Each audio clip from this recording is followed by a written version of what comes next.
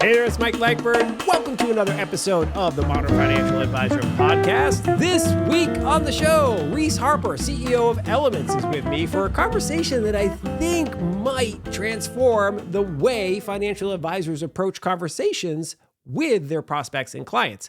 I'm going to file this one under, I wonder what took the industry so long to come up with this idea.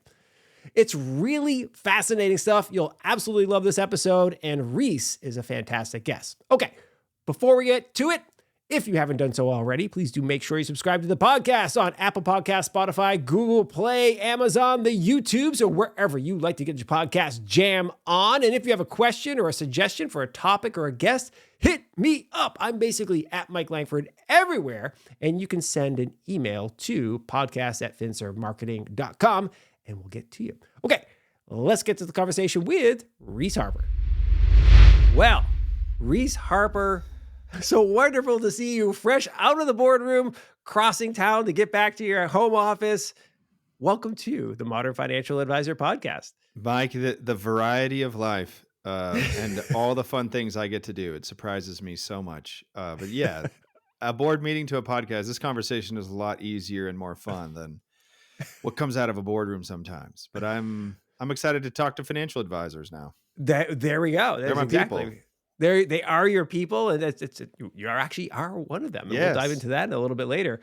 So let's dive into this concept that really is at the heart of why you built Elements and what makes it so powerful. The fact is, and I've talked about this on this show many times, financial consumers are very uncomfortable with finances, and they're just as importantly, very uncomfortable about talking about their finances, right? We live in a society where it's like, hey, if you don't have enough money, you feel like you didn't accomplish as much as you should. And if you have too much money, you feel some shame because, other people are doing without. Our brains go squirrely when we start thinking about money. And in our prep call, you said that many people are actually outright skeptical of financial services. And I thought that's really an astute observation because, there's a lot of media out there talking about the financial world and so forth. And most people aren't super educated about finances. So when they come into a financial advisor's office, they're probably a little anxious, frankly. So why don't we start here? How will you give us an elevator pitch for Elements and why it helps financial advisors and their clients increase their comfort level around the conversations that result in solid financial advice? Well, Elements is financial vitals software. And that might sound different to people, but if you think about going to the doctor's office and getting a blood test or look your cholesterol reading, your HDL level, that's kind of what Elements is for money. So we're trying to innovate and create really meaningful financial vital signs that can help with preventive financial care, identify things in advance, prioritize advice sequencing, right? The sequencing of advice is important. Like, in what order am I going to burden this person with everything? And then just making the advisor's role more transparent, more intuitive to the client. I just think the consumer generally doesn't understand what it means to do finances and money. They don't know what that means generally. And we don't do a great job of helping educate them. And so Elements is sort of designed to be the vital signs that sit between a client and an advisor to help make finances make sense to the client and also help the advisor know what to say and what advice to give. I think that's kind of an elevator pitch. I love it. It's the way you were describing it there as the and the way you describe it on your website, as these vital signs. And it really does make sense when you think about it that way, because you go to the doctor's office and first thing they do is let's get you on the scale, see how much you weigh, measure your weight, measure your height and weight, and then they get you in there, they take your pulse, right? Like, what's your heart rate looking like? And then they do your blood pressure, right? So they've got, right out of the gate, even if you've been going to that doctor for years, they know some things about you, right? They know, like, what's going on with a couple of baseline things. Now, it doesn't tell them everything. They haven't gone through the exhaustive tests, right? But if you walked into a doctor's office and they just said, "Go ahead, sit down," and they just started telling you what you should do with your health, you'd be like, "What's going on here?" Right? Like, you're not just Yeah. yeah, Yeah, the and that's where medicine used to be, like, in the 4th century, you know? yeah, You if you don't know, like, probably vital signs for medicine, I've looked into this actually and done some research on it, but it at one point when people expressed pain, the de facto approach was to go to a witch, right? In the community and dump them in a black cauldron and put some things on them. And if it yeah, didn't work, you might want to kill them. I mean, it's just, there's lots of, there was lots of bad medical advice coming out yeah, of, humanity for quite a while. They started developing a pulse rate where you s that was, like, the first thing. They would measure it in different places in the body, but there was a lot of assumptions they would make about how many times the heart would beat within a 1-minute period of time. right, And, financial advice has really not evolved to like, vital signs make medicine more effective, not because they're the only answer. It's not like just because someone's blood pressure is high, therefore we give them statins. yeah, And statins aren't always bad. They're not always good. Like they're not bad or good. They're just a tool that an individual can use right, to sort of make a determination on their own with their healthcare provider of how they're going to live their best life and extend their longevity and I think we haven't really thought about money that way as much. We've kind of thought about money as like more is better all the time. Like you just need more of it, yeah, and then the more you get, the earlier you get it, then your Monte Carlo simulation is yeah, looks good. But as you know, Mike, a lot of the fear that we have may not be related to the size of our bank account. Like it yeah, sometimes financial fear, you could have it if you have a lot of money, or you could have financial fear if you have a little bit of money. And when we sit down with a client, what we'll find is when you take their vitals and you measure, let's say one financial vital is we call it's their liquid score. We mhm, call it liquid term. yeah, It estimates the number of years someone could go right now on their bank accounts and after tax investments on their current spending. So it just takes current spending yeah, and divides it into their asset base of bank accounts and investment accounts that are not 401ks and qualified plans. sure, And it'll reflect a score. It'll be like a 1. That would be like you have 100 grand and you spend 100 grand, your score then would be a 1. yeah, If it's a 5, that's going to be 5 years worth of liquidity. We're not doing inflation assumptions or yeah, projections here, but two people with the same score will feel very different about their score. Two people with the same age, same income level, yeah, same capacity to earn. One will maybe be happy as a clam and super stoked, and another one will be like depressed and dejected.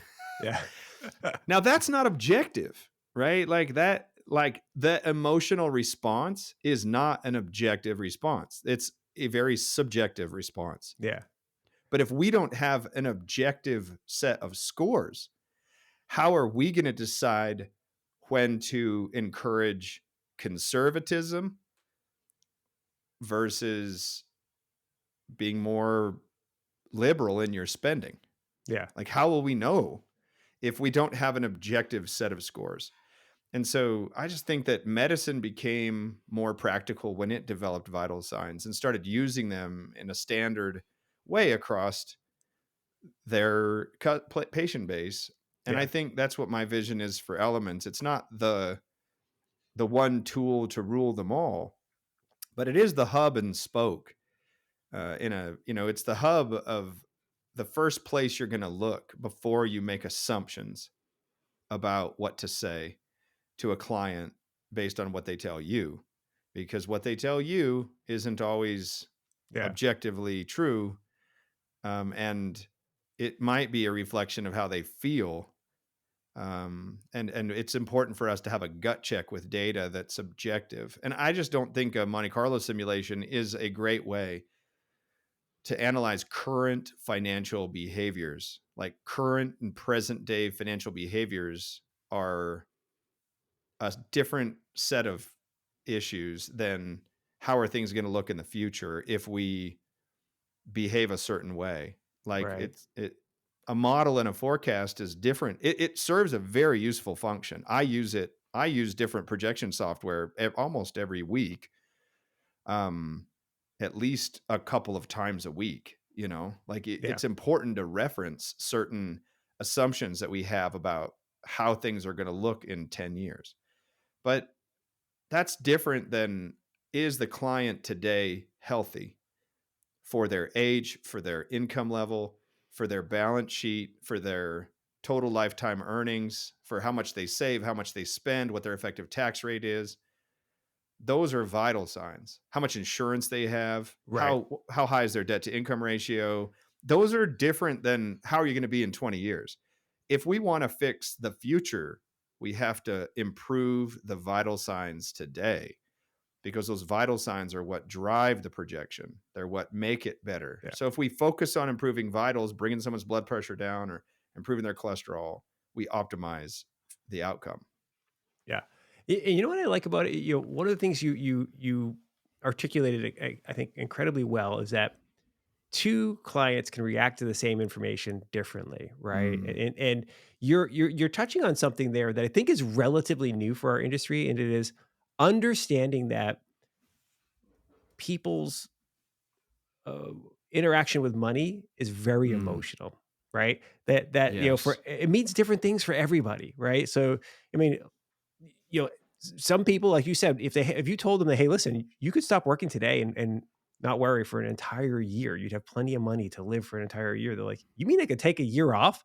Yes. That would be in their brain. Like, I could take a year off and do circumnavigate the world. I could, live a better, like a vibrant life now, versus waiting until I'm 70 years old or whatever their target retirement age is. Yeah. Whereas, to your point, some other person be like, "Wait a minute, you mean if I got laid off, I'd have only a year of runway?" And Yeah. like, so that Uh-huh. some of it's worldview, some of it is view of like their own ability, their own like capacity to change jobs if they needed to, or earn money as a solopreneur or whatever that is. But I love the fact that we are, as an industry, starting to do that now. That it's not all about, as it has been for a long time, saving for retirement. That's been a target goal for, kind of as long as financial advisors have been financial advisors, kind of like once we get out of stockbroker world and once people started being responsible for their own retirements with 401ks and the defined benefit plans went away. The number one goal really for finances has been, all right, are you going to be okay to retire someday, to stop working? But there's lots of people who are okay working longer if they can have a more vibrant life now. Right? If they can Yeah. travel more, they can, not have to work 60 hours a week. Instead, they can work 30 hours a week and go climbing or kayaking or whatever it is, the things that they like to do, right? Yeah, Do that man. more. Mhm. So it's really Yes. interesting. Are you finding that with some of the stuff you do with elements that people are able to appreciate that a little bit better? Yeah, I mean, like I just want everyone listening to think about this. Like, imagine that you were able to live for years on the money that you currently have in the bank. What choices would you make? Yeah. And I think you'll see some people, like you said, Mike, will be like, dude, I'm going to change careers. Mm, I'm going to change jobs. I'm going to double down. I've been telling myself I couldn't take a step backwards, but now I know I can take a step backwards to take two steps forward. So I'm going to pivot and take a new job. Another person might go, oh my gosh, why are we telling ourselves we can't go on this vacation to Thailand? We've been wanting to go our whole life and we have 2 years in the bank. Like, when is it going to get better than that? right. Let's go now. Another person will be like, I only have 2 years. Oh my gosh, we got to cut our spending.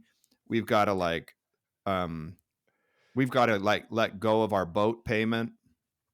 You know, they'll make different decisions. Everyone will make different decisions.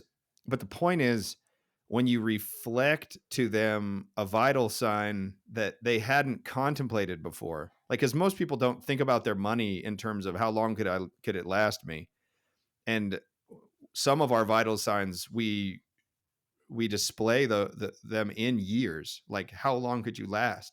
And it's the one that we call like the mother lode, is called total term. It's a vital sign where it just takes their total net worth and it divides it by their annual spending. And man, I'll have people that score will be a 15 or a 20. Their Monte Carlo simulation will show not great. Like, it's not 100% probable. Like, if Yeah. your total term vital sign is a 15, that means you got 15 years of net worth. But that could be piled up in your house, that could be piled up in a business. Right. Like, it might not be all liquid. But when people look at that score, I've been surprised at how many people just bail and retire like quick. They're like, "No, Hmm. I'm gonna be done." I'm like, "Well, it's not gonna make it. Like, you're not gonna make it like more than these number of years, and you're gonna have to sell your house and you're gonna have to spend down your money."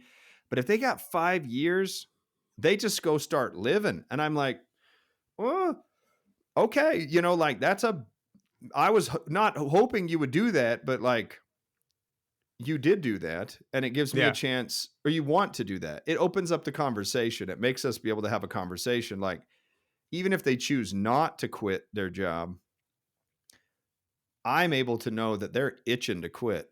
I mean, Yeah. now I know they're right on the edge. And some people will have that same score and they'll look at me and they'll be like, "I'm never going to make it, huh? Like, I'm never going to make it to retirement. I'm never going to be able to have a retirement."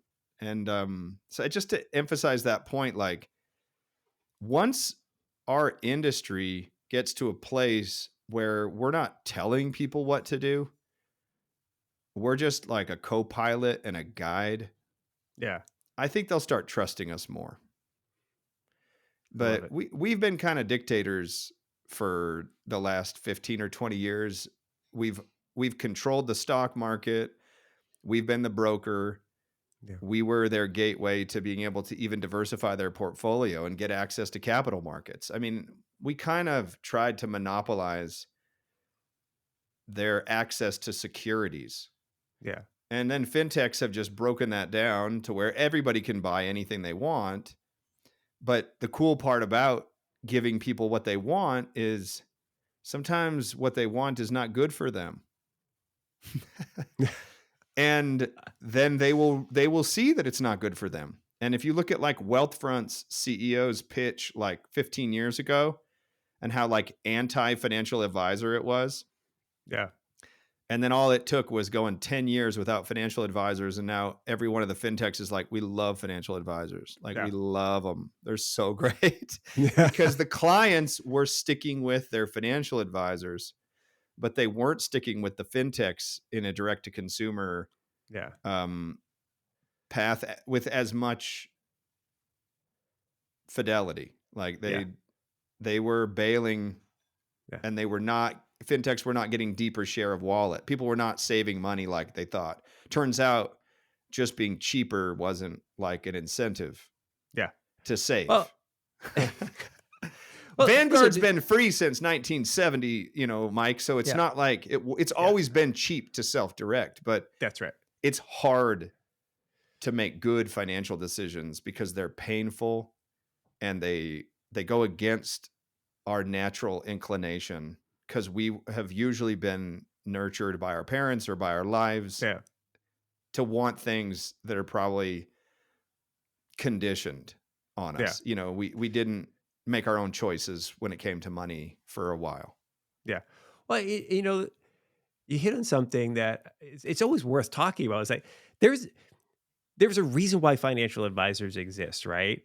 And even going back when they were called stockbrokers and or agents or whatever, selling insurance, it's like the average person doesn't understand financial products. They don't understand things like the time value of money.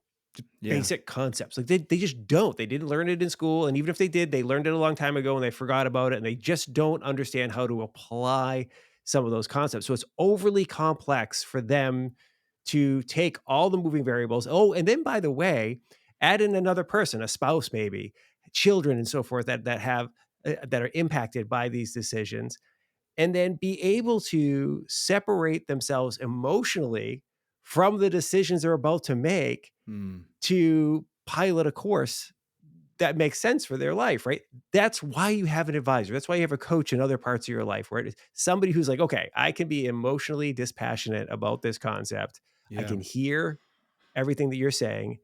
And while I personally would not feel comfortable with having that 15-year total spend rate, quitting my job, right? and, Yeah. and doing some, you are okay, great. Now let's talk about the financial levers we can use, finance as a tool to help you navigate that path and help you be aware of like you may need to augment your income. So that means Yeah. you might have to work a different job here. You're not just gonna like quit your job and like live until 90 on your savings. That's just not Yeah. going to happen. So what are you going to do? Let's talk about that. Yeah, I think you're hitting on a point that like this is why Elements has been so successful so far is it I think number one we believe in financial advisors and this whole process was about them, like how do we get a financial advisor to be able to save time? How do we help educate their clients? How do we get people to speak a common language? How do we avoid like hours and hours and hours of like work inside of a complex projection as our first place to go. Like we shouldn't be like the first place a doctor goes isn't to go grab an MRI and like start doing blood tests Yeah. like in depth. It's just you're checking blood pressure and you're looking at cholesterol readings, like Yeah. it an MRI just takes a long time and it's very expensive.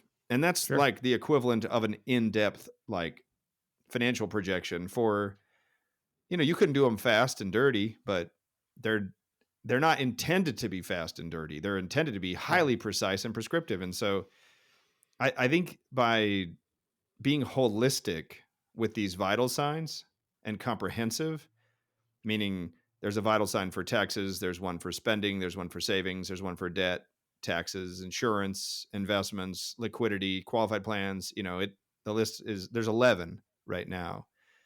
Not too many, to where it's just like overwhelming and Right.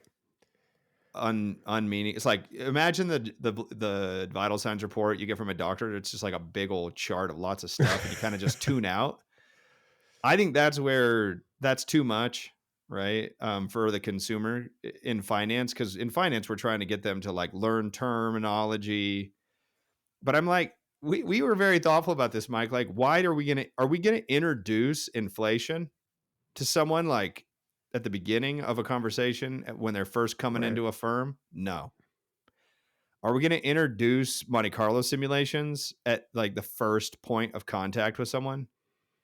You can, but it's not like usually the first step. Yeah. It's usually like a balance sheet question, like where are your assets located and are they reasonably diverse or are you highly concentrated in your balance sheet? Well, financial planning software doesn't answer that question. Like, do you have the right mix of Yeah. assets and is this a nice mix for someone at your age and income level? Yeah. Well, like for example, if you have a net worth of 300,000, but it's all in one primary residence, like you're illiquid, you don't have any qualified plans and let's say you're an associate doctor working for another doctor, you don't own a business, your whole net worth is tied up in a house because you decided to pay off your mortgage. Like we don't have those types of discussions yet in a benchmarkable shared common language kind of way as an industry. We don't. Yeah. Like I think that's one of the most important questions you could be asking is I mean there's hundreds of questions, but like this house example, let's just say the question is this good or bad? Well, we don't even measure this right now. Like, we don't even have data sets. Like, we don't know what the outcome of paying off your mortgage early has in terms of real life implications on income for a person. What Right. if on average we compared two groups of people, people that didn't pay off their mortgage and people that did, and the people that didn't productively took some more risk in their life to get to a better job or increase Right. their education level? How much more lifetime earnings would someone have by not paying off their mortgage if they appropriately grew their income? Because income generation is the whole game. And Right. financial advisors right now, we don't talk about making more money. I mean, we don't talk Yeah. about how to help people make more. We just talk about how to put it in the right bucket. That's And right. I think we have a huge opportunity ahead of us to say, we do values intakes, we do personality testing, we do skills Campbell surveys and interest surveys, we do, Patrick Lencioni work, we do Colby working genius. I mean, we help people know if they're in the right career for their skill set, and we help them make more money. I mean, why wouldn't you do that? That's the way to get net worth to go higher, not just telling them a Roth conversion makes more sense this year. I mean, if the consumer doesn't like your occupation, we got to figure out how to change the Yeah. value proposition of the industry. We can't be like, well, we'll just make it cheaper. Right. I, Yeah. I I, mean, cheaper ain't going to cut it for anybody. I have been banging that drum, and I'm so grateful to hear somebody else say it. That the Oh, nice. notion that like there's no discussion about like, is this person making enough money? Or should they be making more? That is never a conversation that happens from a financial advisor with their client, right? Yeah. It just doesn't. It's like, are you spending too much? Right. So that part's there, right? Are you saving enough? Are you investing at the right rate and with the right assets and so forth? Those conversations are there. Do you have enough insurance? But the conversation about like, hey, you've been at your company now for 7 years. Have you ever thought of looking outside of your company? Have you applied to other jobs or whatever? Because usually when you change jobs, you get anywhere from a 10 to 25% bump or whatever just for the same job.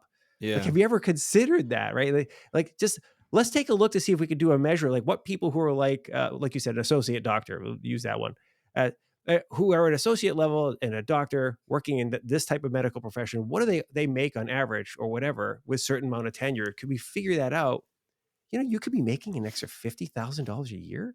Yeah.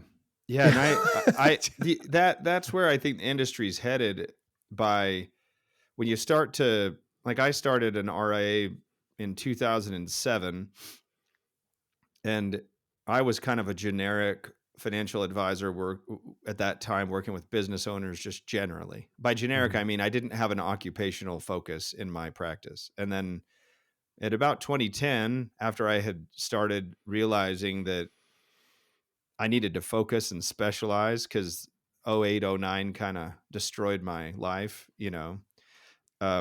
financially I was fine, but like my practice wasn't growing in the 2008, 2009 period, as the market kind of fell apart and real estate crisis and great recession at time. And I had a few dentists and I was like, I'm just going to go after the dental market.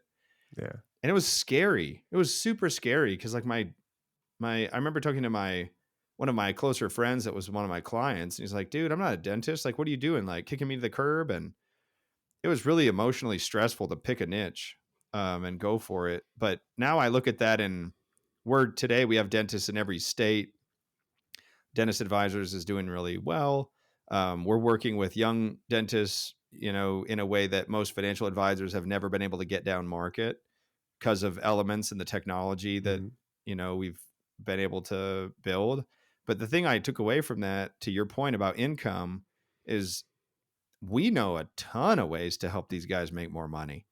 Because I mean, we have benchmarks on industry specific income levels. I mean, we have profitability benchmarks. We have thousands of data points to reference Yeah. from our own data set.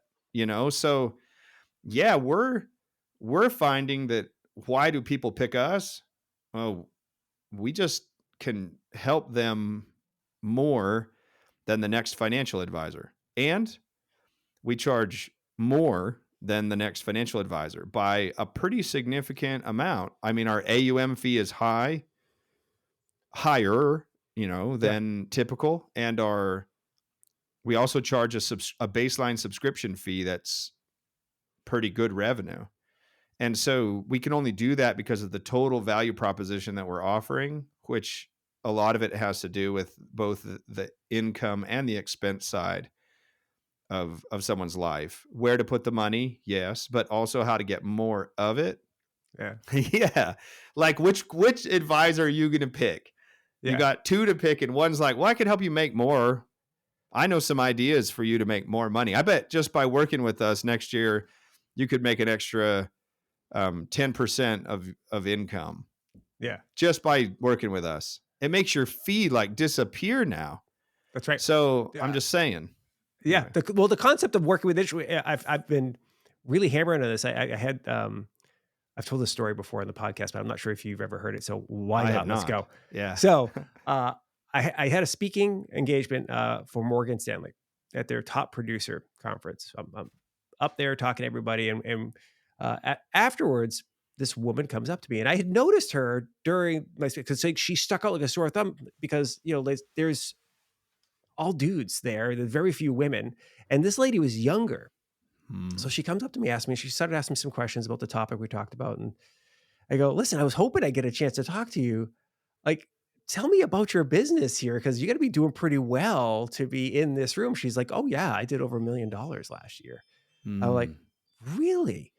I go, "So how long have you been in business?" She's like, "Only 10 years." I'm like 32 years old. I'm like, "No way. This is fantastic. Good for you." Hmm. So what's special about your business? She goes, "I like widows."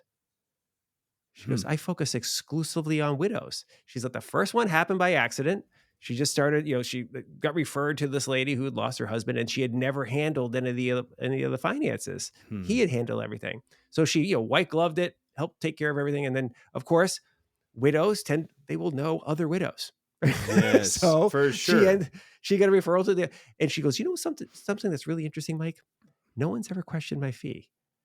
N Yeah, And man, she's that's like, "I cool. am," and it's exactly what you're talking about. You specialize. You get to charge a specialist fee versus the Yeah. generalist Well, and fee. if you look at the medical industry, that's how it evolved too, right? That's right. I think vital signs are pretty important to this though, because that's why Elements is like we're set up in a way that lets these vertical specific financial advisors take advantage of their knowledge by having Yeah. their own proprietary data sets. Um, we're working towards that vision where your firm, if it specializes and chooses to really add value, can use these vitals in a way that helps increase your sales conversion rate, the top of the funnel with your marketing. Because now Yeah. consumers are more interested in you as a specific firm because you have unique data, and you can only get that by committing to the niche. Like at the end of the day, that's the takeaway is lots of good things will happen to you if you commit to your niche market. Love it. Love it. So I had this question teed up here. I was going to ask you about dentist advisors. Because that is an active business as you described. So this isn't like something you used to do. This is something you actually do today. Yeah, I Uh, sit on the board of that business. I'm the CEO at Elements, and I work 90% of my mind is there. But yeah. I was full time at Dentist Advisors prior, and I do sit on the board and really enjoy the strategy there. Oh, so you get to be on both sides of this board meeting thing. You get to Yeah, be yeah. I get to be get the beat one up that's by the like, board. it's made me a lot better board member. Like I'm so nice now. Being I'm on nice both. but firm. I know where to be firm and where not to be like getting distracted by That's what hilarious. doesn't matter and let your ego kind of get involved. But Yeah, that was a lesson. I shouldn't say I know how. I'm learning how to do yeah, that. Yeah. that's great. That's fantastic. So what about serving dentists, if you will, influence your decision to build elements, right? Because you're not the first person who was a financial advisor who all of a sudden decided, you know what? I'm going to be develop a fintech solution for other advisors, some sort of solution for other advisors. In fact, you're not the first one on this show, right? I've had many people on the show who kind Mhm. of took that path. What was your kind of, oh yeah, this thing needs to exist. I should build this. Where did that come from? Inside of I was in Boston, um, at the Yankee Dental Convention, and I was speaking to a pretty like, what I consider a big group. It was like a few hundred people, so I was pretty stoked. Um, what I said resonated, and a long line formed, and after the meeting, I looked at the line and I was like, "Holy cow, dude, like, I'll never be able to get through this line." Even today, I was just waiting for the probably, maybe there's 20 people or 25 people that lined up to talk. And the reason someone lines up after a meeting and stands in line is Yeah. because they've got some emotional pain they're dealing with. They don't stand there to congratulate you on a good speech. That's Um, right. and so if they're there, there's some pain. But and I knew that it's only a certain amount of like financial pain, it fades pretty quickly uh, to other realities in life that are more painful than finances. Yeah. And so maybe it's one of your kids calling, or maybe it's like one of the dentist practices got an emergency patient. You just see the back of the line is where people start fading the first, right? Because Yeah. when they have to look at waiting to ask Reese his pain question or getting to put out the fire, they'll put the fires out.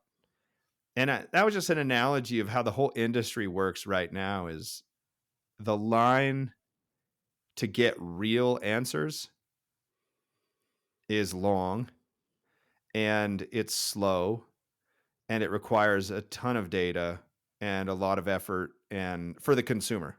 The Yeah. consumer has to metaphorically wait in line. Now, you might say, you're listening, you might be a financial advisor, be like, they don't have to wait in line for me. Oh my gosh, I'm ready to do the work. In their mind, it, you can't, like, they're not showing up at your office enough because of Yeah. this reality. Like, the line is a metaphorical line where they assume you probably can't do anything for them. You're just investing money once they have it, and they don't have it most of the time. So you're getting the ones that do, because the ones that do raise their hand and Yeah. they're like, I'm in pain, I got a lot of money. And they'll wait in line. And the people that like have questions that they assume are kind of like, you can't help me with this, they'll wait in line for a little bit, but they'll leave pretty quickly. Yeah. And in other words, they won't call you. And so I was like, we got to create a way to, while these people are sitting in the audience listening to me, they're filling out something that tells me more about them and helps me jump to a conclusion quickly and make them see that I can help. They have to know I can help them specifically as individuals. And that, and it's got to be fast, and I just can't take a ton of time. I've got to get a set Yeah. of something. And so that's where Elements was born, was like, I started wondering about vital signs, maybe, and one vital sign, 10 vital signs. I had like 100. I started using them in real practice in a Yeah. spreadsheet. Actually, I used Smartsheet initially, which is probably a dead company almost by now. But it worked, and I started creating like images and pictures and put artwork up in my office and framed it, and like started teaching from these vital signs. And eventually it was just like, okay, this is working. I like it. It anchored me as an advisor to be able to know someone's blood pressure before they showed up. If you know someone's savings rate, if you knew their liquidity, if you knew someone's net worth, their age, their income level, if you knew like their insurance, and not just knowing the data points, but every one of them had grades that weren't like A, B, C, D, but grades that were like, if liquidity is a 1, that's low for this group. It's typical for this, and it's high for this group. Like, if you could reference a data set and see who's typical, who's atypical, then it helps you focus on the single piece of advice that you want to give, because that's what's going to get the client to engage, is you as a specialist coming up with the one single thing that they need to do next that no one Yeah. has told them. And the way you can come up with it is developing subject matter expertise in a niche and referencing a set of vital signs to save you the time up front. And that's why I think, everybody should be giving out free financial assessments with vital signs, just getting these scorecards out with your face on it, with your words to it, with your video recording on it, because it'll move the needle because it's Yeah. their data, it's their vitals, and you're comparing them to a standard set of scores, and it moves the needle. So that's how it Yeah. started. And Dentist Advisors was the birthplace. It was inside of a mid-market RIA that, is still running today and uses the product. I love it. I love it. Well, that's a great transition to like the last question I have for you today because I know we're up against it. Um, when you go to the website, you go to getelements.com. Yeah. One of the things, if you scroll down, you'll see that you have basically articulated that this can be used for onboarding new clients or demonstrating value to prospective clients. So, Yeah. how does that process work? How can advise? Because that's a big question we have on the show all the time: is how do I get new clients? How do I accelerate bringing on new clients? So, how does one go about using elements to accelerate that process? Yeah, and your audience is probably, they're not going to see this, but just for the sake of you and me, because we like hanging out and sharing things. I'm showing you how they would use it. So if you see here on the dashboard, we have a vital signs chart that is up for Aaron and Catherine Brown. Okay. What advisors will do is they'll pull up this vital signs chart because the prospective client the is willing to fill out their data. It takes 5 to 7 minutes depending on the number of assets and debts people have, but they fill out this onboarding and they get this scorecard. And then what you can do as an advisor is just hit record and talk about one or two things that you're noticing that, like in this case, you see how this debt to income ratio is 59%. Yes. That's super high. You can see that debt payments of 113 and income of 190, and then that's a 59% debt to income ratio. The only way that's possible, because you can get a mortgage at about 42% debt to income ratio. That's the Yeah. maximum like mortgage you can usually get by state law. So if someone's at 59, that means they have credit cards plus the max mortgage plus a boat, and they Yeah. probably got the boat loan from someone who doesn't check credit. And so like that would be the thing I would say, like, full stop.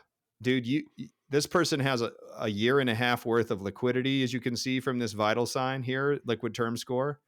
Um, we've got to figure out this debt rate because this savings rate is 3%. Like, Yeah.